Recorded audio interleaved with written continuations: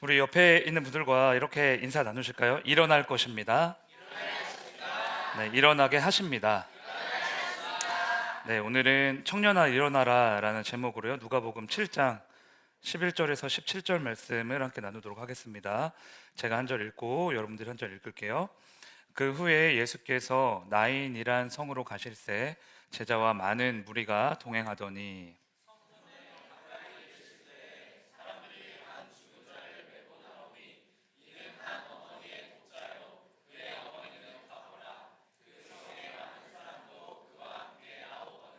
주께서 과부를 보시고 불쌍히 여기사 울지 말라 하시고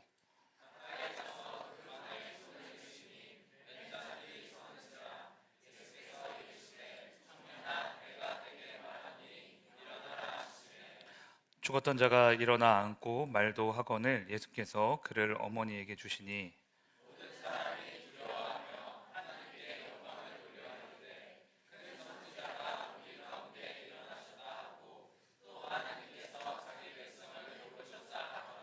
네, 같이 읽겠습니다. 예수께 대한 이 소문이 온 유대와 사방에 두루 퍼지니라. 아멘. 네, 예수님이 제자들과 함께 그 나인이란 성읍에 도착하셨습니다. 이제 성문을 지나서 이제 마을 안으로 들어가려고 하시는데 마침 이제 성문 밖으로 나오는 어느 장례 행렬과 마주치게 돼요. 사람들이 관을 메고 나오고 있었고 그 옆에는 죽은 자의 어미로 보이는 한 여인이 있었습니다. 그런데 오늘 본문을 보면 이 여인은 독자를 둔 과부였다라고 말하죠.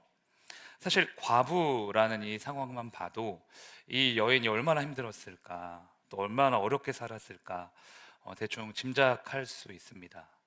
뭐 지금은 그렇지 않지만 이 당시에는 남자의 노동력이 아주 주요한 생계 수단이었잖아요. 남편 없이 세상에서 얼마나 많은 무시를 당했을까요? 그리고 또 여자 단신의 몸으로 돈을 벌기가 또 얼마나 힘들었겠습니까?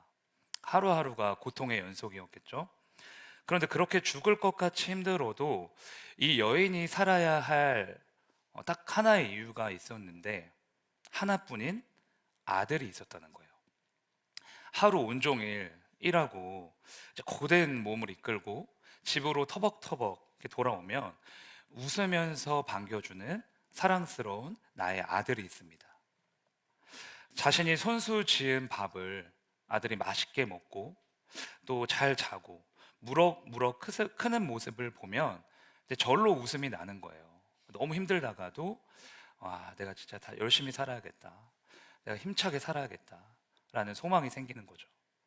그런데 어느 날 이 하나뿐인 아들마저 죽게 되었습니다. 그래서 유일한 소망이 눈앞에서 사라진 거예요. 과부의 마음은 당연히 완전히 무너져 내렸겠죠. 과부에게 유일한 소망은 아들이었는데 그 소망이 사라진 거잖아요. 모든 것이 다 끝났다고, 내 인생은 이제 정말 마지막이라고 이렇게 절망하고 낙심합니다. 옆에 있는 사람의 위로도요, 잘 위로가 되지 않아요. 절망이 너무 크니까 아무것도 보이지 않고 아무것도 들리지 않는 거죠. 그래서 그런지 오늘 본문에서는 과부가 예수님께 기도했다, 뭐 예수님의 옷자락을 붙잡았다, 뭐 예수님을 찾아갔다, 이런 말이 하나도 나오지 않습니다. 보통은 성경에서 병에 걸린 자나 귀신 들린 자나 뭐 이런 죽어가는 사람이 나오면 예수님의 이름을 부르짖거나 아니면 옷자락이라도 잡거나 막 달려가서 기도하거나 이렇게 발버둥을 치거든요. 그런데 오늘 본문에서는 과부가 예수님의 이름을 단 한 번도 부르지 않아요. 예수님이 먼저 과부를 보셨고 불쌍히 여기셨고 다가가서 그의 죽은 아들을 살리셨지, 과부가 예수님을 부르짖거나 찾거나 그 앞에 무릎 꿇지 않는다는 거죠. 그렇다면 왜 과부는 아무것도 안 하고 있었을까? 본문을 보면서 이제 그런 생각을 해봤어요, 혼자서. 이 여인은 하나님이라는, 예수님이라는 이 단어 하나 내뱉지 못할 정도로 힘들었던 게 아닐까. 말을 안 하려고 안 한 게 아니라 입도 뻥끗할 수 없을 정도의 아픔과 절망이 있었던 게 아닐까. 우리도 그럴 때가 있잖아요. 살다가 정말 큰 절망을 만나면, 너무 슬픈 일을 만나면 한마디도 못 하겠잖아요. 하나님께 기도해야 된다는 것을 알면서도 마음이 너무 아프니까 아무 말도 못하고 그냥 눈물만 흘리는 거죠. 자, 그런 것처럼 하나뿐인 아들을 잃어버린 과부도 모든 소망을 잃어버린 채 아무 말도 못하고 이제 눈물만 흘리고 있었던 것 같아요. 그런데 이 엄청난 죽음의 무게가, 절망과 고통이 무엇으로 인해 반전되기 시작하는가 하면요, 본문 13절 말씀 한번 볼까요? 같이 읽겠습니다. 시작.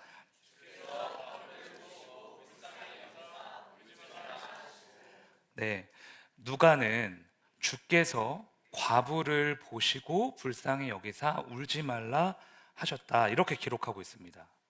그런데 예수님이 이 장래 행렬을 처음 만났을 때, 그때는 예수님께서 나인성에 들어가셨다, 이렇게 기록을 하거든요.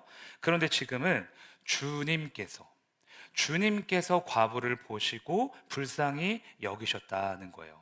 이처럼 지금 누가는 의도적으로 예수님이 주님이시라는 것을 강조하고 있습니다. 즉, 예수님은 단순히 예수라는 이름으로 죽음의 현장에 도착하신 게 아니라 주님으로서 임재하셨다는 거예요. 그리고 독자를 잃은 과부도 예수님을 단순히 선지자나 랍비 정도로 생각한 게 아니라 모든 것을 바꾸시고 다스리시고 역전시킬 수 있는 주님으로 인정하고 믿었다는 거죠. 바로 여기서부터요, 죽음이 부활로 뒤집히는 반전의 역사가 시작됩니다. 우리가 예수님을 어떤 분으로 믿고 있는가? 예수님이 진정 내 앞에 있는 이 죽음을 부활로 바꾸실 수 있는 분인가? 예수님을 그냥 나와 같은 수준이 아니라, 아니면 나보다 조금 더 나은 수준이 아니라 생명의 주관자로 믿고 있는가? 여기서 다 결정이 난다는 거예요. 오늘 우리가 마지막 찬양 부르면서도요, 고백했잖아요. 우리는 너무나 보잘것없는, 한순간에 사라지는 안개 같고 오늘 피었다가 지는 그런 꽃과 같아요. 그런데 예수님은 우리에게 어떤 존재로 찾아오셨습니까? 온 땅의 주인으로, 이 세상을 창조하시고 이 모든 만물을 구원하실, 모든 문제를 쥐락펴락하시는 능치 못함 없으신 주님으로 우리를 찾아오신 거예요. 내가 이길 수 없는 죄와 죽음의 권세를 십자가로 이기시고 부활하시는 주님으로, 이기지 못할 것 없고 물리치지 못할 것 없으신 죽음과 부활을 다스리시는 생명의 주관자로 우리를 찾아오신 줄로 믿습니다. 저와 여러분은 그 주님을 믿고 있는 거예요. 에베소서 2장 5절 볼까요? 같이 읽어보겠습니다. 시작. 아멘. 죽은 우리를 그리스도와 함께 살리셨다. 여기서 살리셨다는 건요, 과거형이에요. 그러니까 옛날에 일어난 일입니다. 즉, 부활하신 그리스도를 믿는 모든 사람은 그리스도와 함께 이미 부활했다, 살았다라는 거죠. 저와 여러분은요, 죽음에서 다시 살아난 거예요. 그래서 우리는 부활한 자답게 이 세상을 살아가며 앞으로의 모든 인생도 주님께서 부활하게 하실 거라는 믿음으로 살아야 되는 거죠. 내 앞에 있는 죽음과 절망과 질병과 고통과 문제를 생명으로 바꾸실 거라는, 기적으로 바꿔내실 거라는 부활의 믿음을 선포해야 되는 거예요. 그러니까 여러분이 건널 수 없는 홍해 앞에서 믿음으로 선포하세요. 홍해를 보고 지레 겁먹고 뒤로 물리치지 말고, 지금 나와 함께 하시는 분은 주님이시다. 크신 내 주님이시다. 주님 손안에 있는 홍해야 갈라질지어다. 막막한 문제들아 주님의 능력으로 잠잠해질지어다 라고 믿음으로 선포하시길 바랍니다. 이렇게 우리가 예수님을 주님으로 선포하며 그 어떠한 죽음에서도 반드시 일으키실 줄로 믿습니다. 네, 저를 따라 고백합시다. 예수님만이 생명의 주 되심을 믿습니다. 네, 이제 본문 12절과 14절 말씀인데요. 우리 다른 색으로 칠한 부분이 있을 거예요. 그래서 그 부분을 좀 이렇게 집중하시면서 같이 읽어보겠습니다. 시작. 성문에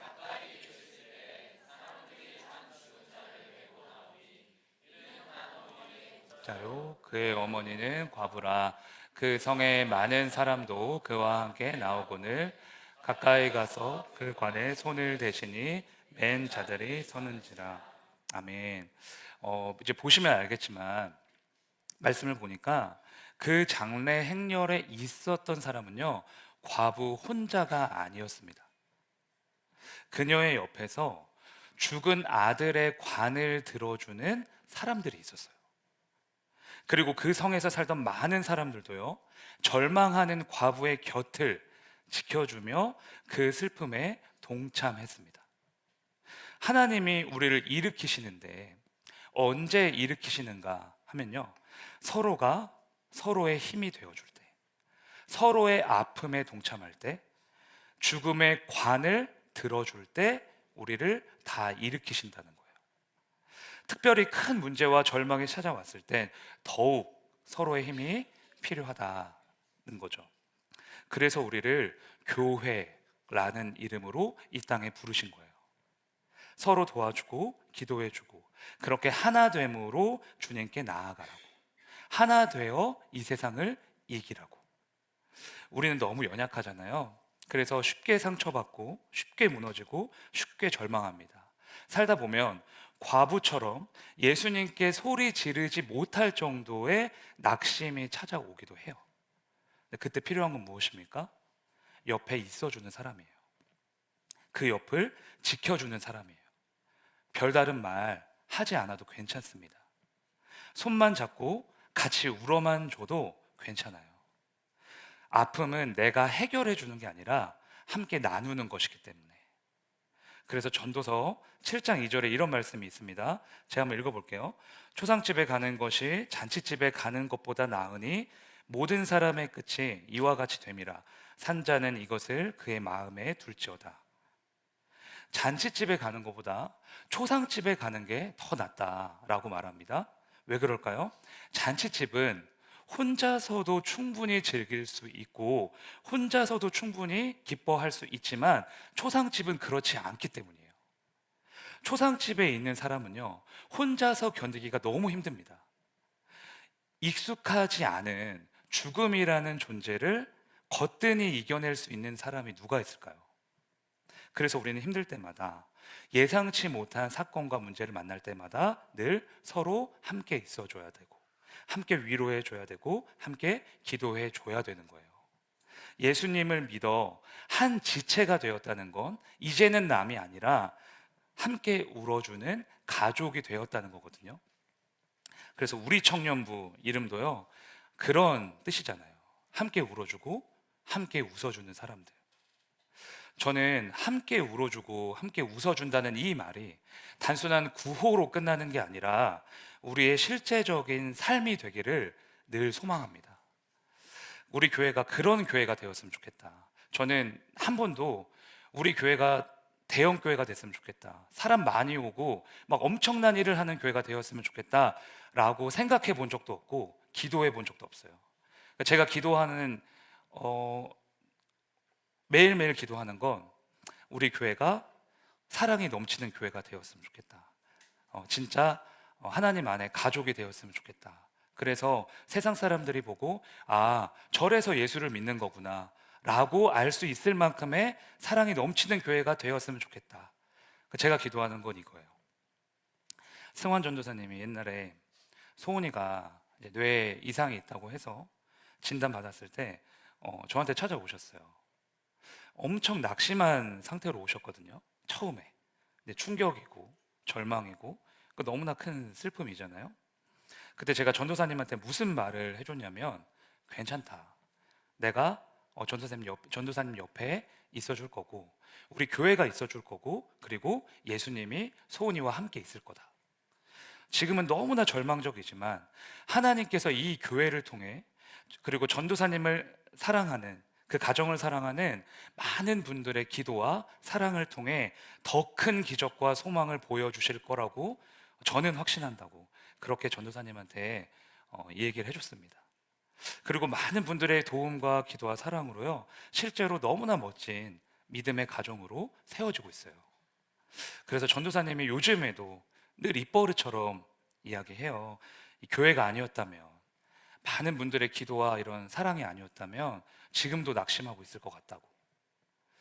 그러나 하나님께서 이렇게 좋은 동역자들 많이 보내주시고 만나게 해주셔서 너무나 큰 힘이 되고 이제는 새로운 소망을 꿈꾸며 살아간다고.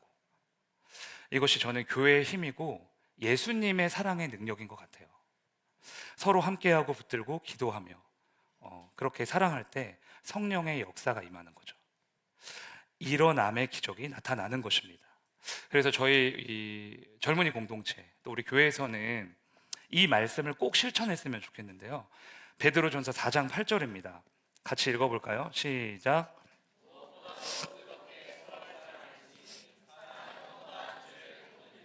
아멘. 우리 옆에 있는 분들 보고 이렇게 고백하실까요? 무엇보다 뜨겁게 사랑하겠습니다. 한 번 더 할게요. 사랑함으로 허물을 덮겠습니다. 네, 우리 공동체가 죄를 들추어내는 공동체가 아니라 죄를 덮어주는 공동체가 되기를 소망합니다. 정죄하는 것이 아니라 허물이 보이면 그 허물을 위하여 기도해주는 공동체가 되기를 소망합니다. 그래서 사실 부부관계에서도 그렇고 교회 안에서의 관계, 뭐 세상에서의 관계, 가정 안에서의 관계도 다 그런 것 같아요. 상대방의 허물이 드러나잖아요. 그러면 어떻게 해야 되냐? 하나님이 이렇게 귀한 기도 제목을 주셨구나. 내가 저 사람을 위해, 저 분을 위해 기도할 수 있는 기도 제목이 생기다니 너무나 감사하다. 내가 기도하면 하나님께서 저 사람의 부족함과 연약함과 허물을 치료하시고 나의 어둠과 나의 부족함도 치료해 주실 거야 라는 마음을 가지고 기도하는 거예요. 그게 주님이 인정하시는 사랑의 모습이거든요. 그런데 우리가 또 죄를 짓네, 또 부족하네, 또 저러고 있네 라고 생각하잖아요. 그러면 하나님이 너가 이웃을 판단한 그 판단으로 나는 널 판단할 것이다 이렇게 말씀하세요. 왜냐하면 우리에게는 정죄할 수 있는 권한이 없고 심판할 수 있는 권한이 없거든요. 그런데 우리가 하나님 자리에 올라가서 그렇게 하고 있는 거잖아요.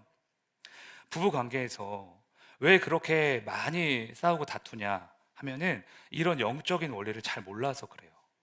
하나님이 나와 배우자를 다르게 창조하신 이유는 서로의 다름을 가지고 다투는 게 아니라 서로가 다르니까 다름을 존중하며 주님 안에서 연합하라고, 하나를 이루라고 그렇게 짝을 지어주신 거거든요.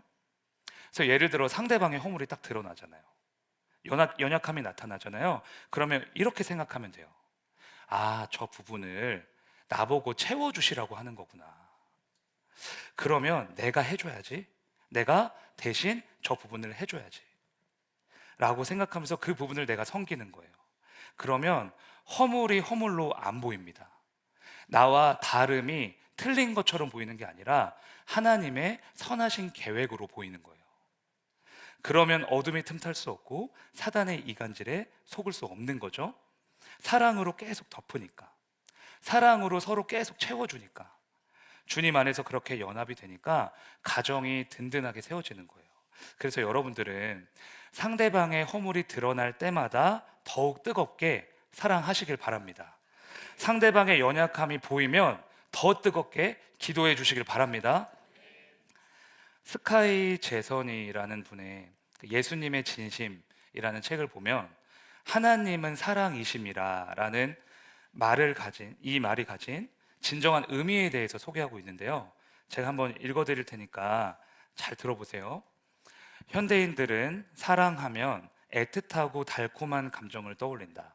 우리는 사랑을 부드럽고 온유한 감정으로 이해한다. 그래서 원수를 사랑하라는 예수님의 명령을 제대로 이해할 수 없다. 그러나 예수님이 원하시는 사랑은 감정 이상의 것을 필요로 한다. 바로 의지를 동원해야 한다. 진짜 사랑은 우리가 통제할 수 없는 감정이 아니라 상대방을 위한 행동이다. 사랑은 상대방에게 유익한 행동을 하는 것이다. 이해되시죠? 하나님이 우리를 사랑하신다는 건 감정을 넘어선 의지고 결단이고 약속이잖아요. 우리를 무조건 사랑하시기로 십자가에서 맹세하시고 언약하신 거잖아요. 마찬가지로 우리가 누군가를 사랑한다는 것은 특별한 감정이 아니라, 로맨틱한 감정이 아니라 의지적인 행동과 결단이라는 거예요. 물론 감정도 있지만 감정을 넘어서 믿음으로 결단하여 행하는 것이 훨씬 더 중요하다라는 거죠. 그래서 상대방이 잘했건 못했건 사실 크게 상관없습니다. 우리는 늘 결단하는 거예요. 무조건 사랑해야지. 무조건 덮어야지. 허물이 드러나면 내가 그를 위해 더 기도해줘야지. 이렇게 결단하고 예수님의 사랑을 실천하는 겁니다. 그렇게 사랑하다 보면 마귀가 부서지고 상대방도 치료받고 나도 정죄와 판단의 늪에서 벗어날 수 있게 되는 거예요. 그리고 내가 그렇게 잘못했을 때도, 나의 허물이 드러날 때도 내 옆에 있는 지체들이 그런 나를 위해 이제 기도해 주기 시작합니다. 그렇게 주님 안에서 연합이 이루어지는 거죠. 그런데 우리는 늘 반대로 생각할 때가 많아요. 내 감정이 상했으니까, 내 기분이 상했으니까, 내가 저 사람 때문에 이렇게 마음이 다쳤으니까 나는 이제부터 저 사람 사랑할 수 없어, 상종할 수 없어. 마음속에서 그 사람을 차단해 버립니다. 바로 이게 마귀의 관계에 놀아나는 거예요. 사랑하라고 말씀하신 하나님의 명령보다 내 감정이 더 우선순위에 있는 거죠. 그래서 여러분, 늘 뜨겁게 사랑하시기로 결단하셔야 됩니다. 상대방의 상태와 상관없이 허물과 죄를 예수 그리스도의 사랑으로 덮어주고 치료하겠다라는 이 믿음의 결단이 있으셔야 돼요.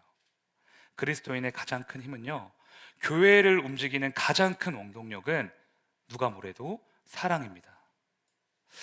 과부가 일어날 수 있었던 이유는요, 옆에서 관을 들어주는 사람들이 있었기 때문이에요.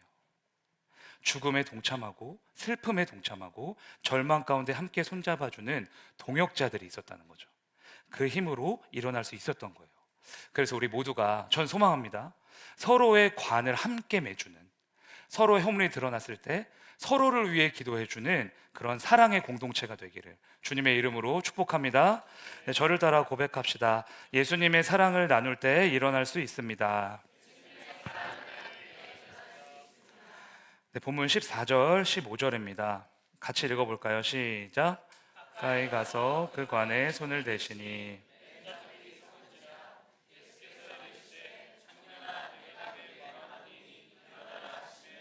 죽었던 자가 일어나 앉고 말도 하거늘 예수께서 그를 어머니에게 주시니. 아멘. 예수님이 이제 죽어 있는 청년에게, 호흡이 다 끊어져 버린 청년에게 말씀하십니다. 청년아, 내가 내게 말하노니 일어나라. 그러자 죽었던 청년이 말씀 그대로 벌떡 일어납니다. 이처럼 예수님은 말씀으로 우리를 살려내세요. 우리의 상황이 죽어 있는 것 같잖아요. 우리의 환경이 다 막혀 있는 것 같잖아요. 그래서 절망이 오고 낙심이 오잖아요. 그러면 그때는 말씀을 들어야 할 때라는 거예요. 힘들수록 어려울수록 세상에서 들려오는 잡음에는 귀를 닫고 하늘에서 말씀하시는 주님의 음성에 모든 초점을 맞춰야 한다는 것입니다. 왜? 말씀만이 우리를 살리는 능력이 되니까요. 이사야 60장 1절 2절 말씀 제가 읽어볼게요. 일어나라, 빛을 발하라. 이는 내 빛이 이르렀고 여호와의 영광이 내 위에 임하였음이니라. 보라, 어둠이 땅을 덮을 것이며 캄캄함이 만민을 가리려니와 오직 여호와께서 내 위에 임하실 것이며 그의 영광이 내 위에 나타나리니. 어둠이 땅을 덮고요, 캄캄함이 모든 사람을 가리고 있습니다. 그러나 하나님이 일어나라고 말씀하시고 그 말씀을 들은 하나님의 백성들은 어둠 속에서도 빛을 발할 수가 있대요. 왜냐하면 주의 영광이 그 사람 위에 임해 있으니까. 말씀의 빛이 어딜 가나 비춰주니까 어둠이 그를 덮을 수 없고 캄캄함이 그를 사로잡을 수 없다는 거죠. 일어나라고 말씀하시는 주의 말씀을 듣고 그 말씀 그대로 될 것이라고 믿는 하늘의 백성들에게는 이러한 삶이 실제로 일어난다는 것입니다. 물에 빠지면 지푸라기라도 잡는다라는 말이 있죠. 그런데 사실은 이거 틀린 말이에요.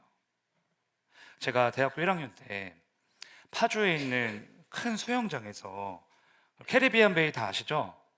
네, 캐리비안 베이에서 라이프 가드 일을 했었거든요. 이런 몸뚱이를 어떻게 안전 요원을 했는지 궁금해 하실 수도 있는데, 그때는 지금과 달리 굉장히 날씬했습니다. 날씬하고 이렇게 말라 있었는데 몸도 까맣고 수영도 잘했어요. 그때 라이프 가드 일을 하면서 한 가지 이제 배운 건, 물에 빠졌을 때는 힘을 다 빼고 구조자에게 내 몸을 맡겨야만 살 수 있다는 거예요. 힘을 주면요, 오히려 물에 잠깁니다. 지푸라기라도 잡으려고 온몸에 힘을 꽉 주고 있으면 힘을 줄수록 물에 잠기는 거예요. 그런 일이 있으면 안 되지만 혹시라도 물에 빠지면 기억하세요. 지푸라기 잡으려고 하시면 안 됩니다. 물에 다 힘을 빼시고요, 구조자에게 내 몸을 다 맡기셔야 살 수 있어요. 마찬가지로 내 힘을 완전히 빼고 나에게 말씀하시는 주님의 음성을 듣고 의지할 때, 그 음성을 확신할 때 주님이 나를 건지시는 구원의 역사를 경험할 수 있는 것입니다. 그래서 먼저 힘을 좀 빼셔야 돼요. 내가 해야지, 내가 이거 해내야지, 지푸라기 잡아서 여기서 어떻게 나와야지? 아니요, 그러면 더 빠지는 거예요. 문제 속으로 빨려 들어갑니다.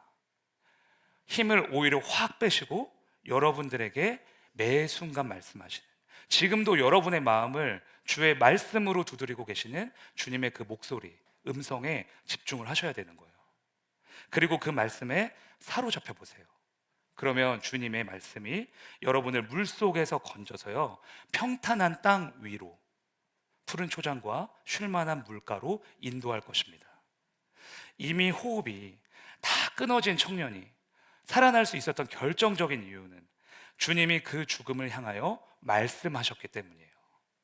말씀이 들려지는 곳에, 말씀이 선포되는 곳에 반드시 부활의 역사가 나타난다는 것입니다. 여러분, 여러분에게 말씀하시는 이 주님의 음성을 의지하십니까? 의지 안 하시는 것 같아요. 말씀만으로 충분하십니까? 그 말씀이 그대로 이루어질 거라고 믿으십니까? 그렇다면 주님의 말씀이 여러분을 일으켜 세우실 줄로 믿습니다. 언제 어디서나 말씀으로 심령을 채우셔서요, 우리 모두가 문제에서 일어나고 두려움에서 일어나고 불가능해서 일어나게 되기를 주님의 이름으로 축복합니다. 마지막으로 저를 따라 고백할게요. 예수님의 말씀이 임한 곳에 부활이 나타납니다. 네, 오늘은 청년아 일어나라는 말씀을 나눴습니다. 예수님이 나의 주되심을 믿고 예수님의 사랑을 나누고 예수님의 말씀을 붙드는 여러분들에게 일어나는 역사가 임할 줄로 믿습니다. 오늘은 교회여 일어나라 찬양하시면서 우리의 믿음을 주님께 드렸으면 좋겠습니다.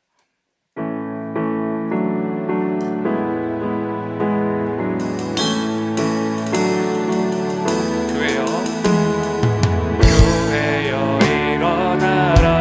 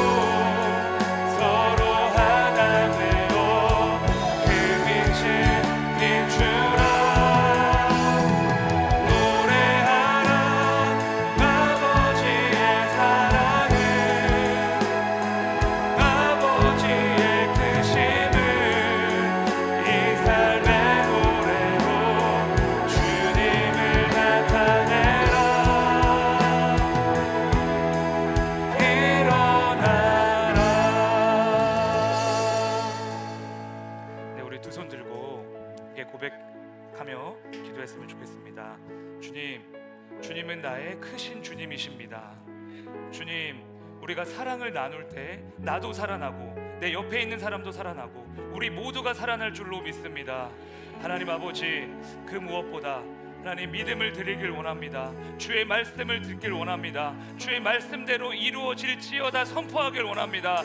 하나님 말씀대로 부활되는 역사가 우리 모든 삶 가운데 임하게 하여 주시옵소서. 시간 주여 한번 외치고 함께 기도하겠습니다. 주여.